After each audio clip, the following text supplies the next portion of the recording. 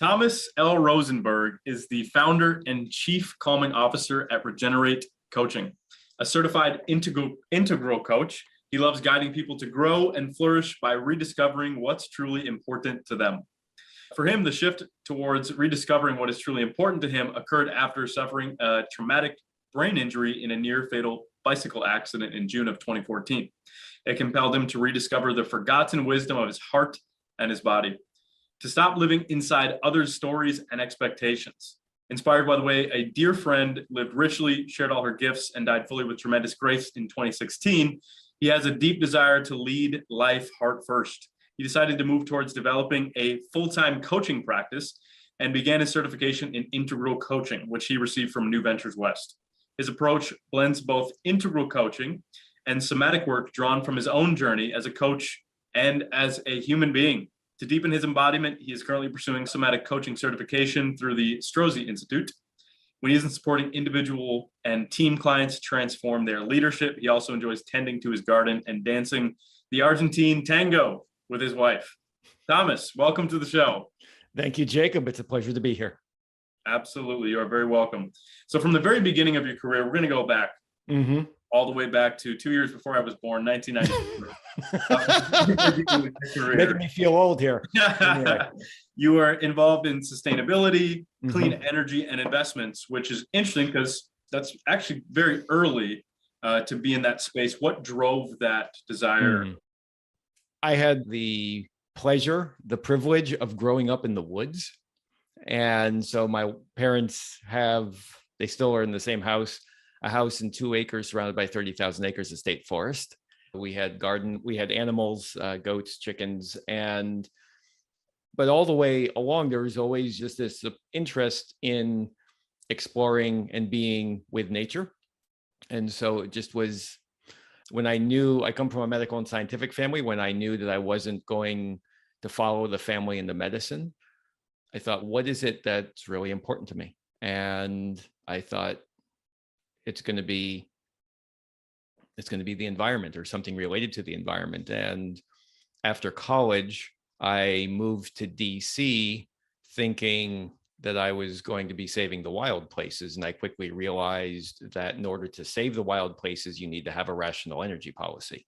And that brought me into the energy efficiency, renewable energy world, especially policy, national level advocacy, and local grassroots organizing, mobilization, helping people get excited about diversifying what they had available to them locally. And then right around 97, when the Kyoto Protocol was signed, there was a natural draw towards making that energy policy more rational by couching it in a climate change context.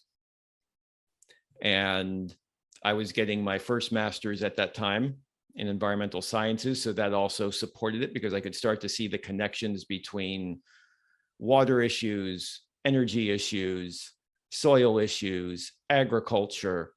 And so it just it was an evolution, right? And I ended up, after my second master's, being a management consultant for 10 years in the sustainability world, corporate and large organization, sustainability strategy, climate change risk, that sort of work. So a question I have that arises there is, what sort of insights could you provide us in regards to sustainability and all the facets and areas that you just mentioned that perhaps the average person does not know? From my perspective, and I can only speak from my perspective, and I haven't been in this space, but I will, I'll make one comment and I'll answer your question. So first of all, just to connect the dots, you're probably also wondering, okay, how did I shift from something so technical into coaching? I moved into coaching because it was what I've been doing most of the time, helping activists, helping committee staffers get comfortable with change all the way along. And so that's really been the theme throughout my entire career, is getting people comfortable with change. I just happened to focus it for the first 20 plus years of my career on environmental initiatives.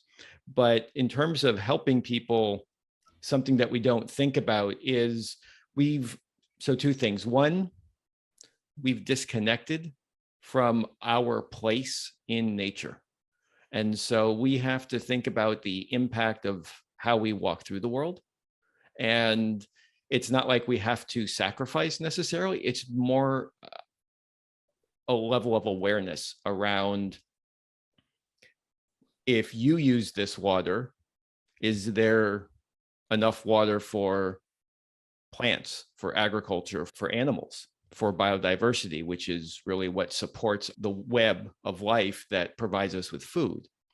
If you use that pesticide to spray on a weed, are you actually impacting the bees that are pollinating our plants that we depend on? So just thinking about those things and really remembering that we are part of the web of life and not above it or separate from it, but that we are an integral part. And the sooner we reconnect to that, the easier it will be to hopefully avoid catastrophic climate change.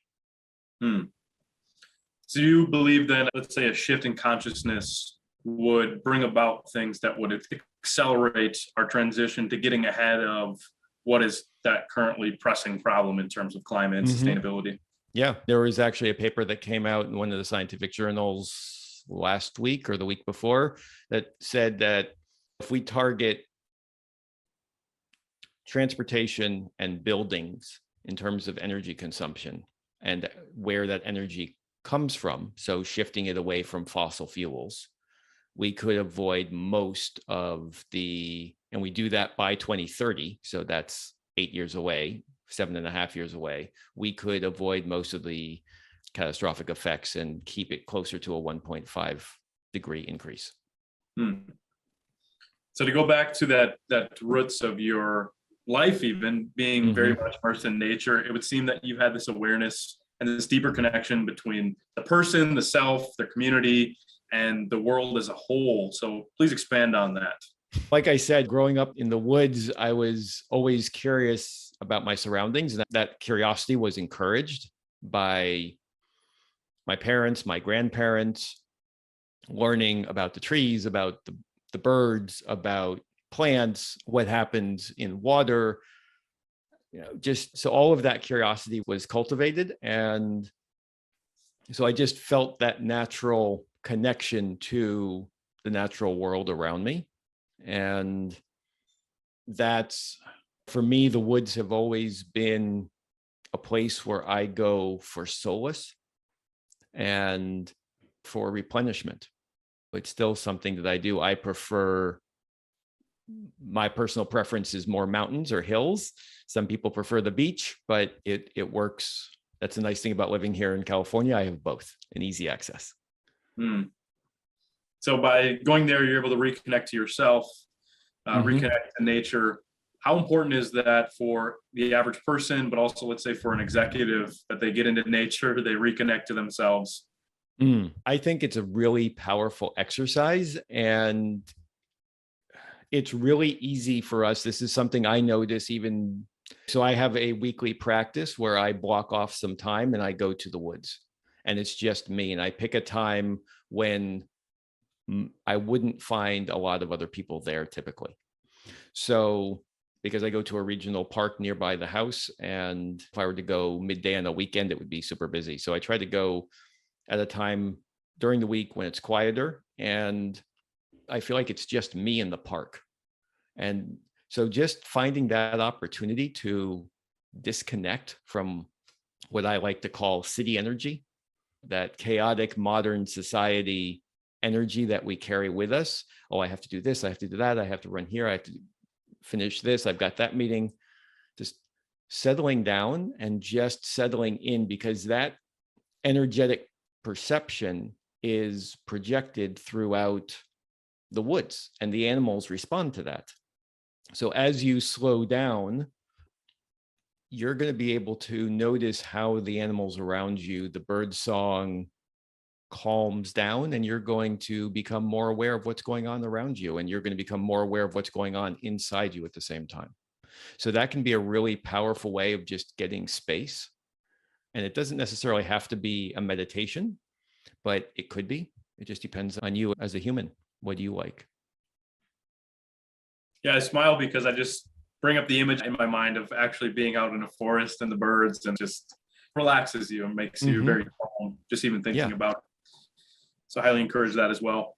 Now, you briefly shared in our previous conversation that as a result of your bike accident in Mm-hmm. 2014, you broke out of the stories that you were living in. And that's an extremely powerful concept. Basically, you realize a brand new way to look at yourself and your life. And you just said, hey, I have to live in this new way, right? There was Mm-hmm. this transformational change that occurred in that moment, part because of the experience, but mainly because of the decision that you made and the way that you decided to look at it and really emerge from it better. So tell us more about the stories people live in, and what can anybody do to break out of the stories that they're potentially living or become aware of them without Mm. having to go through a traumatic experience. Sure. So, yes, hopefully most people don't have to go through a traumatic experience like I did to wake up. That would be horrible.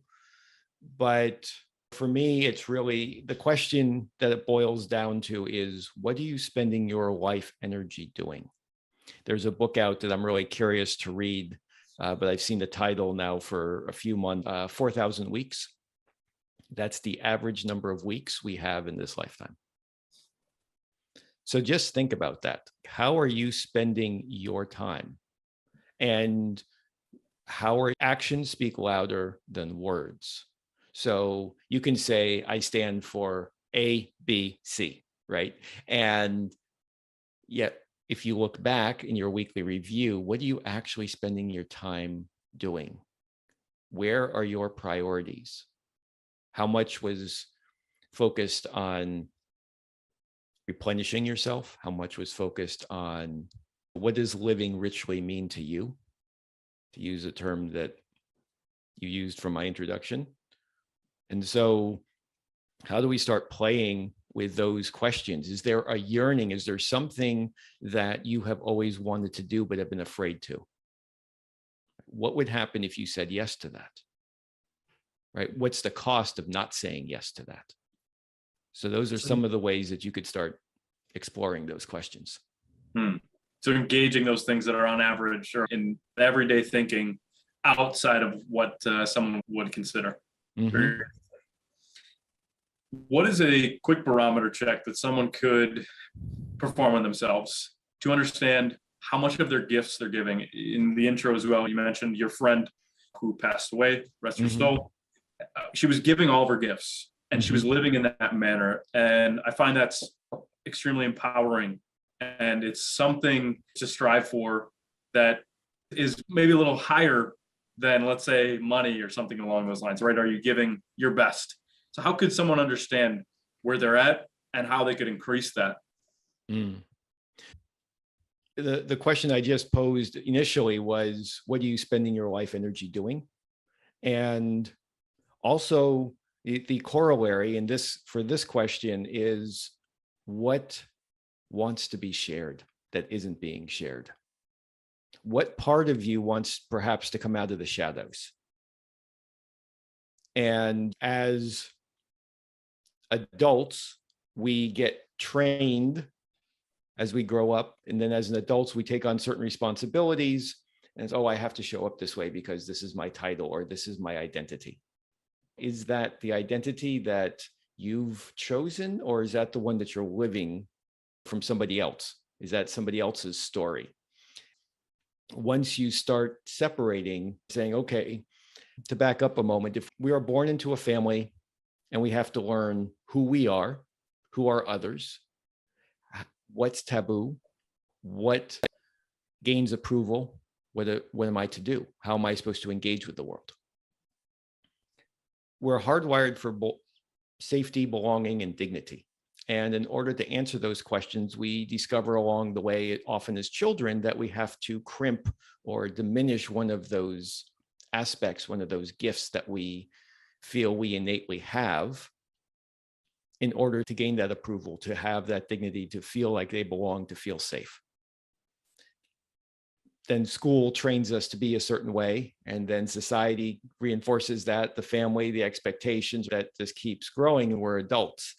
Do those stories still serve us in the way that we want to live life? And So that's the question that I work with my clients on, is just saying, what is really important to you? What are your core values? How do you want to show up?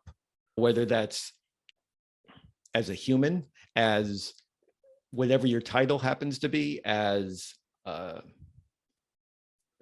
spouse, as potentially a parent, if you're someone who has kids. And so just saying, what are you modeling? What are you sharing? And what part of you has felt needed to be diminished? And what would it be like to rediscover that and to incorporate that into your story? And what if that doesn't need to be diminished anymore? How can you integrate that into, so it maybe you were told as a child, don't be artistic because you're not going to make money, and that's not what we do in this family. But you've been doodling all the time throughout life. What would it be like to just recognize, oh, I really like to paint or sketch or sculpt, do pottery, right? Whatever quenches that thirst. So just start, just begin, identify something and move towards it. And it's asking those questions. I really feel like that's a good place to start, is just saying, is there something of myself that I haven't fully shared with the world? What So is wants that to be also a shared? way to tap into your heart and into your inner wisdom? Or Yeah. are there other practices as well that you would encourage for that sort of thing?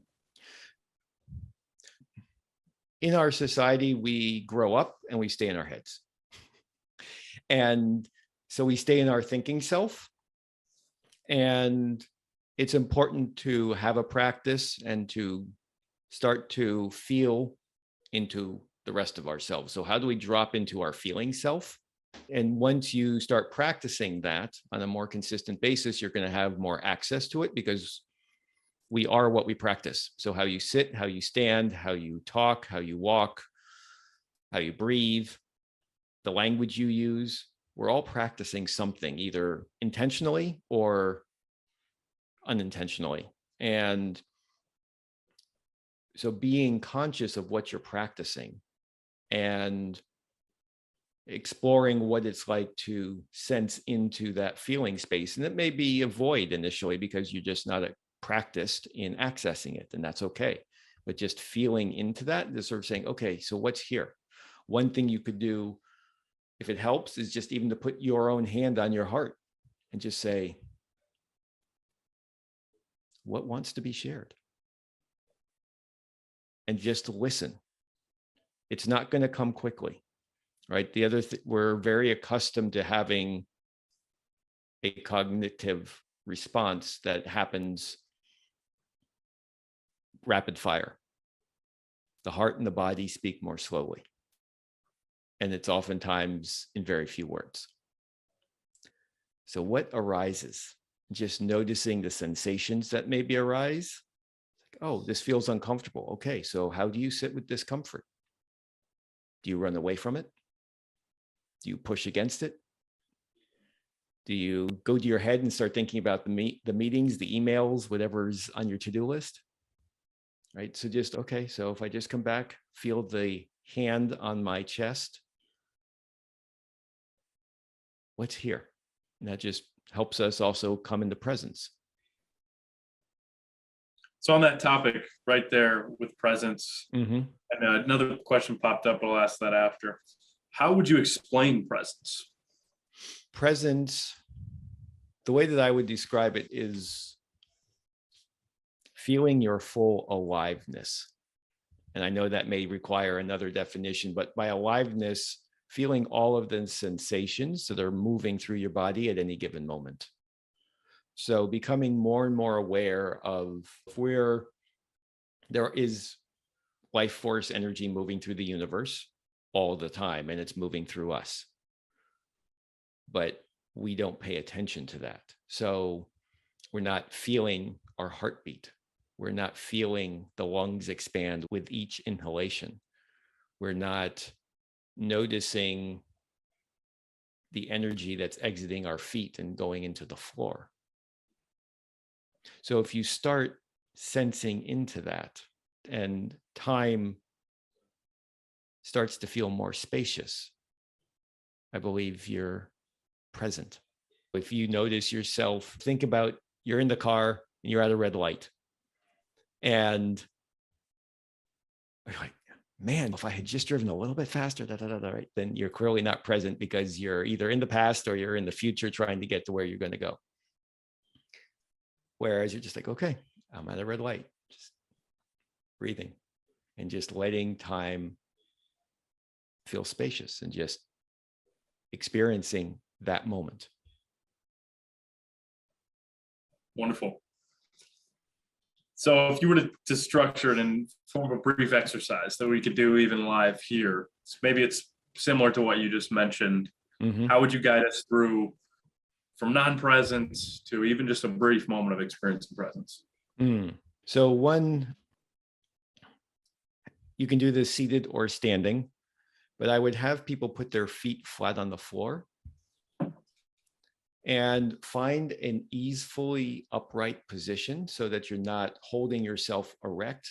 If you're in a chair, just feeling the support of the chair, letting the belly soften,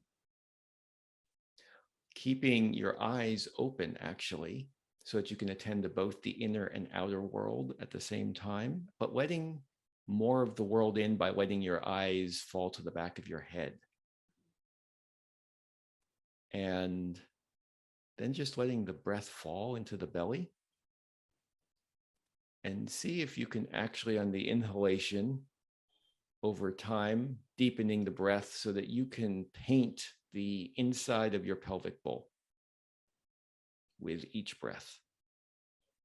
Feeling yourself pressing, if you're seated, against your pelvic floor against the chair pan. And if there's any tension, just letting that go. Just feeling into this moment. And this is going to help you bring yourself to center. Now extend energy through your feet into the floor towards the center of the earth. Noticing that as much as you transmit through your feet, it's really just passing through you. It's not an effort. Just feel that connection with the floor. And that is going to be a resource, right? When you talk about being grounded, this is that grounding energy. So you're connected to the center of the earth. And when you need that resource, it can come back for you. So it's a closed loop. Just feeling that energy moving through you. Just noticing what's here right now. Temperature, pressure, movement, sensations. Not judging, just observing. Amazing. That was great. And I'm sure anybody listening to this can rewatch or even pause the video if you want to continue it. So what did you notice, Jacob? I'm curious. I've never experienced the center of the earth. That concept or thought, just everything really disappearing, right? Everything around, there's no mental commentary. Just full freedom. I feel like I got warmer. My body feels warmer and just more liberated. That was really powerful. You did great. Yeah. Wonderful. Thank you for sharing. What about yourself as you were guiding? Yeah, for me, as I'm guiding, this is something I do for myself, one of my practices. It's also something that I do with clients on a regular basis. For me, I just notice a settling, and I'm standing at the moment. I just feel the solidity of that connection with the earth. And I'm standing in a way that's more relaxed. So it's just, okay, where am I holding tension and where can I let go? Right? Why? And just noticing, what does that make available when I let that tension go? What feels freer, right? Feels like you're gaining more energy too. You're just becoming, like you said earlier, more aware of the energy that's already there. It's not like you created it. It was just always there. Now you're just putting your awareness to it and it's rejuvenating. Yes, exactly. And that's really the crux of my work is when we are centered, whether we're at home or at work, wherever we're interacting with others, or even just going through the day alone, we have more resources than we typically practice using. And so how do we do that? Right? How do we access those? And just by slowing down a little bit, you're noticing, oh, this energy, it's always been here. This feeling self has always been here. What becomes possible when I bring this awareness into my response to whatever's I'm encountering? What's your personal development journey been like? Let's say even all the way back, but since 2014, are you reading a lot of books?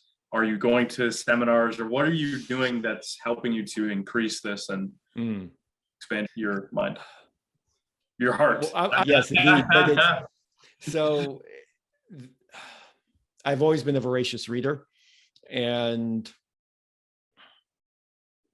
what I'm reading these days definitely skews towards psychology, human development. But since 2014, I went through the integral coaching certification at New Ventures West. That's a year-long course.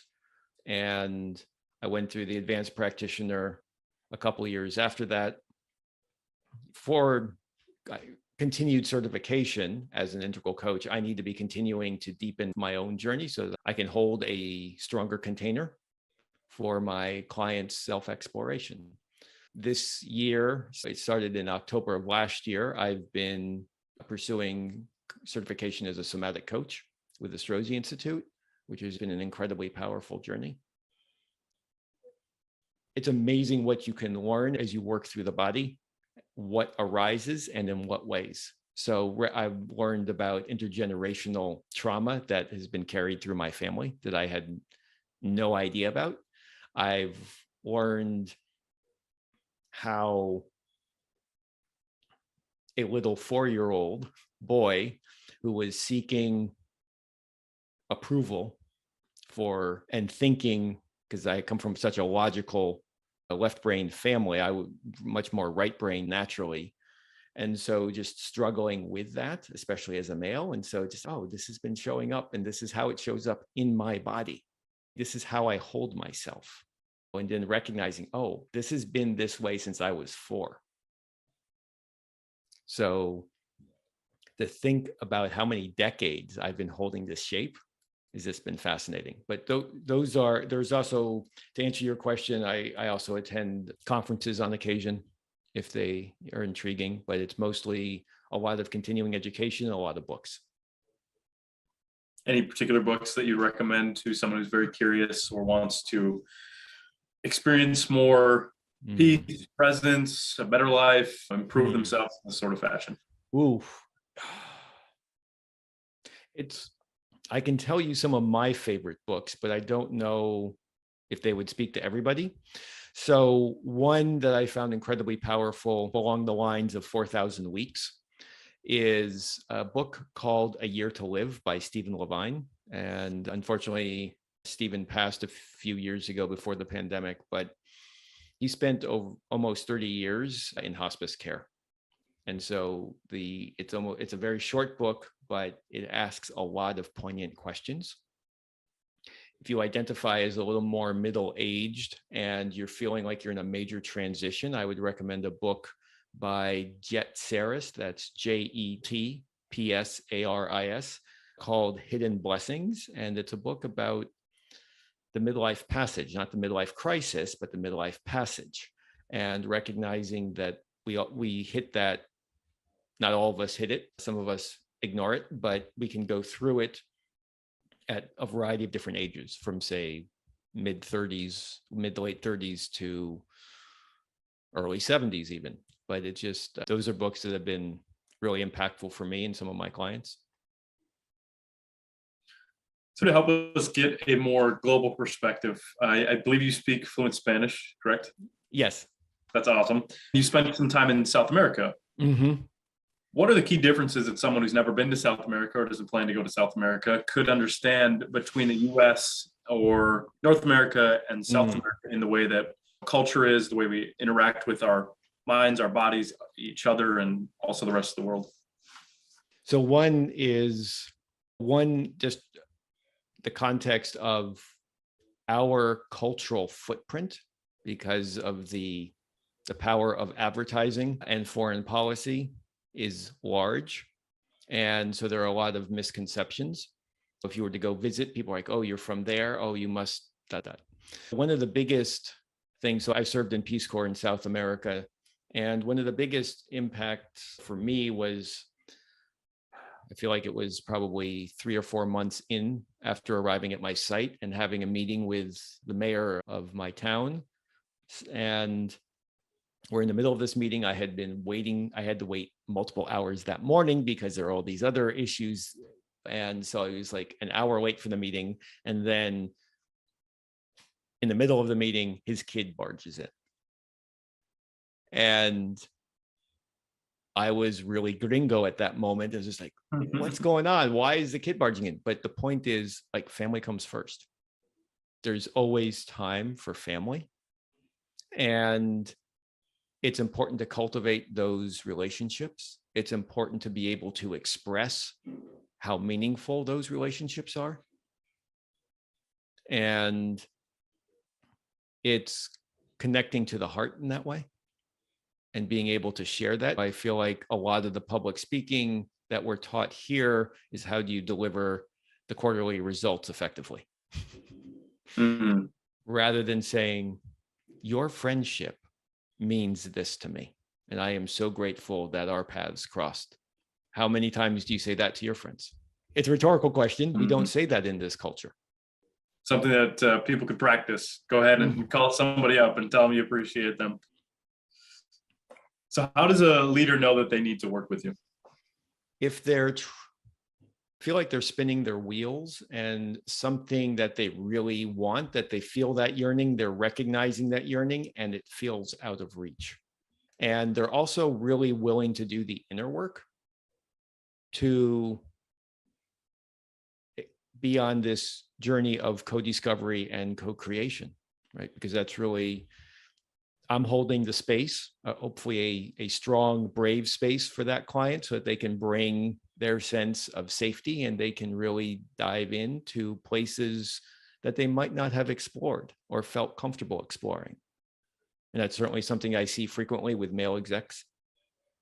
Oh, I'm not supposed to do that. I'm male.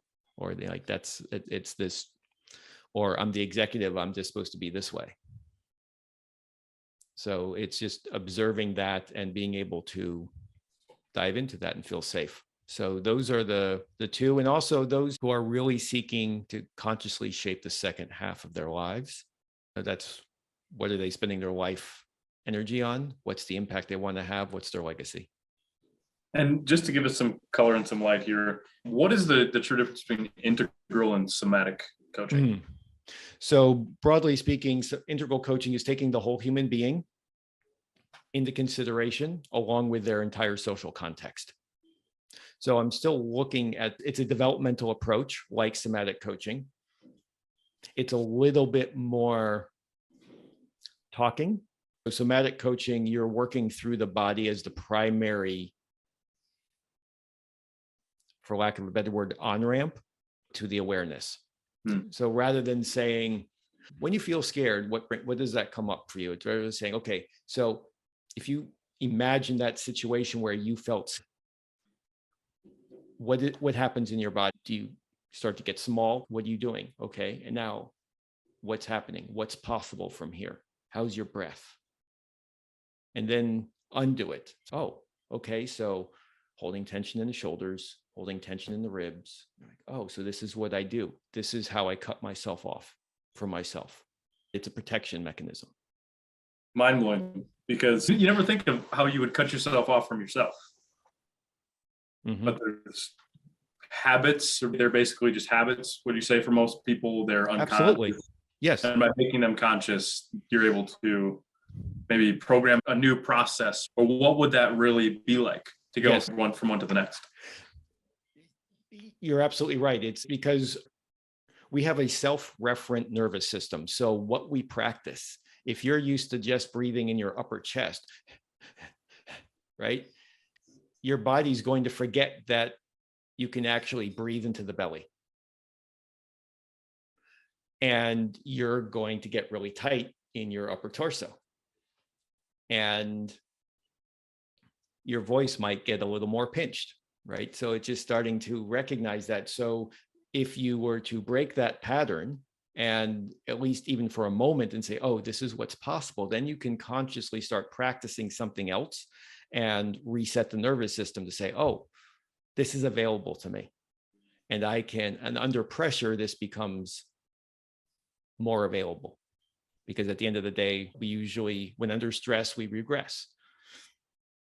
And if you take a moment, you're like, okay, yep, feeling that tension or feeling that emotion, whatever that is, that's really strong, just letting that current run through me rather than getting stuck. Okay, what's the most appropriate response to this situation in this moment?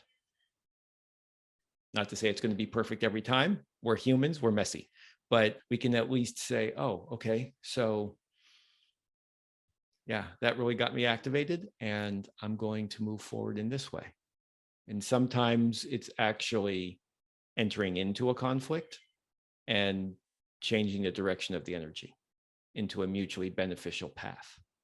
And so it's amazing how quickly the body shows us where we are and what we've been practicing. What's great for me about this conversation, I'm sure for many, point to make here, is the various forms of intelligence. I think this is becoming, it's entering the awareness of our United States and really global picture of the various forms of, but how important those are to be grounded in not only just your IQ, but your EQ and perhaps all the other forms of intelligence, the BQ, the bodily quotient, or whatever, that the various forms of intelligence that we might not even be aware of still yet. Absolutely. And there's somebody who's, I'm blanking on his name now, but his program is called Positive Intelligence. And it's about changing those patterns rather than saying, oh, it's always negative, right? Maybe in your family, everything is described in negative terms. Oh, it's horrible that they did this to me, or whatever. It's horrible that happened. And just sort of saying, how can you change that commentary in your head to highlight the positive elements? And what does that make possible? So you're right. It's all these different layers of awareness and intelligences. Now, what about for children? If I have a newborn at home, how could we as parents or even as teachers or people who interact with children contribute to their growth and development in a more supportive way, perhaps, than we are presently doing, even looking at school systems or things like that? That's a perfect question for my sister, who has, she's an educator. And she actually has a wilderness awareness school on the East Coast, twocoyotes.org, in case anybody's interested. And just getting kids outdoors. I think in Scandinavia, they say there's no bad weather, just bad clothing. How can you allow the kids to really experience as much as possible outdoors? The other thing too is to remember that the kid is here to be themselves.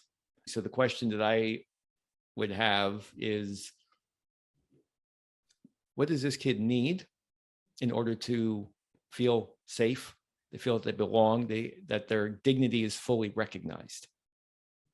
Leadership, like parenting, is a constant test of, okay, that worked last time. Is it going to work this time? It's not about subject matter expertise. It's more about co-discovery. Like, who is this human? And what are they here to do? What are they here to offer the world?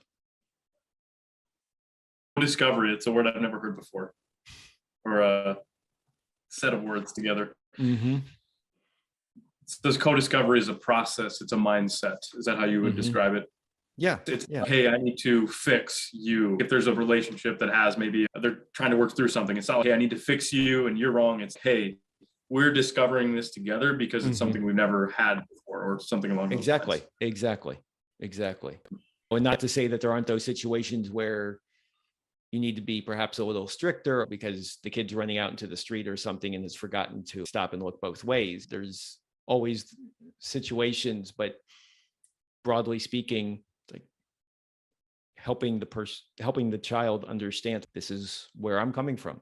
And it also, if you can share that and model that, it gives them the possibility to reflect that back.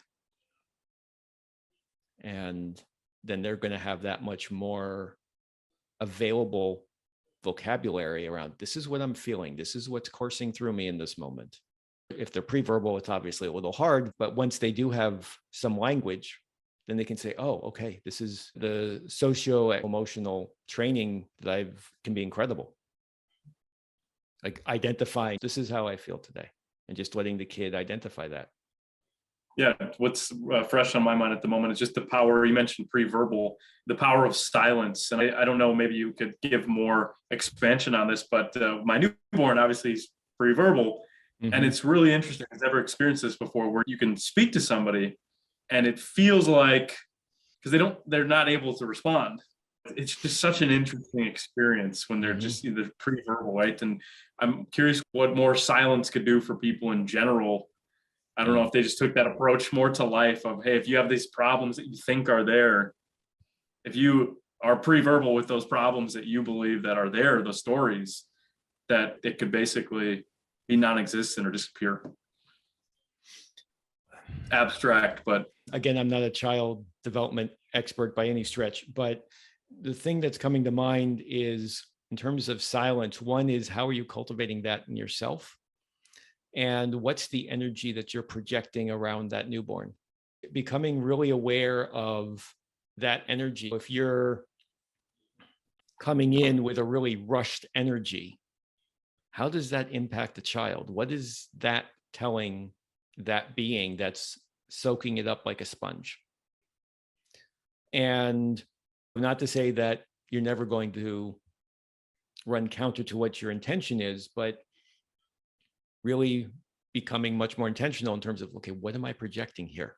Not that you want to have a closed or quiet energy necessarily that's artificial, but just what does that energy feel like? And if you were to take that newborn and put them on your lap while you're meditating, for example, and let them experience that with you, notice how their breaths start to match your breath. And it's really meaningful. Right? They may even fall asleep. So see what you can do about incorporating them, and just, oh, this can be fun. It can be silly. It can be also just really enjoying the silence and teaching how to revel in that. And it's something that everybody could practice, right? Just practice that silence. Really powerful. I'm loving this conversation, by the way. It's I can feel the energy of it is just tremendous. So to go back to regenerate, some case studies or examples. Let's say I was having a problem with my executive team or something like that. What are some real world experiences that you've had with your clients and the changes that they've undergone? So since we were on the topic of fatherhood, or in your case, fatherhood, parenthood, what's coming to mind is one client that I worked with recently. He came to me shortly after turning 40, and he's president and co-owner of a environmental services consulting firm. And the pressure of kids being knocked out of in-person schooling and everything else, and having to work remotely, pushed him over the edge. But he came to me because things weren't working, and he knew he was on a path that he didn't want to be on. And he was really stressed. He was exhausted. It was affecting team morale. It was affecting his marriage. It was affecting how he was showing up for his kids. And what we discovered over our time together is that he was running with this story, I have to do everything myself. So he was essentially he was cutting himself off because he had to do it all himself and he couldn't delegate. but he was struggling to do it all. And then he was afraid that people were going to see him as less than because he didn't do everything. And we got to a point where he started to recognize that a week before his semi-annual executive team meeting, which is a day long that they have, that he was starting to get stressed. Oh, this is why my calves hurt. Oh, okay. And then he could feel his chest tightening. We got to a place where he could go through one of those meetings without a panic attack. And that was the first one. At the end of our work together, he was considering buying out his business partner so that he could create the culture he wanted at work. He was showing up differently for his boys and really trying to model the masculinity that he wanted them to experience and to live into. And he was showing up very differently in his marriage, much to his wife's happiness. That's great. Thank you for sharing that. That's amazing. Mm-hmm. So what is your final call to action for our listeners and to leaders who are hungry for a change? One, I'm happy to talk to anybody. So if you want to reach out and go to my website and click through to my scheduling, that's probably the simplest. It's regenerate.coach, or send me an email at thomas@regenerate.coach, and we can just get something on the schedule. But also my call to action is, what can you do this week just to take a little more space for yourself and see what's possible when you do that? Perfect. Well, Thomas, this was a phenomenal conversation. I'm extremely grateful to have you here on our show, and I appreciate you. And I'll see you in the next episode of Titans Up.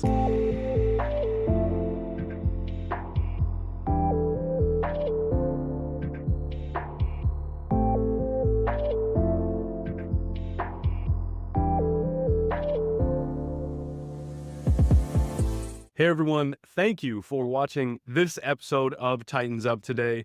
What did you learn from it? Make sure to drop a comment below with your most valuable insight so that other people can engage in the conversation around what this speaker brought to the table.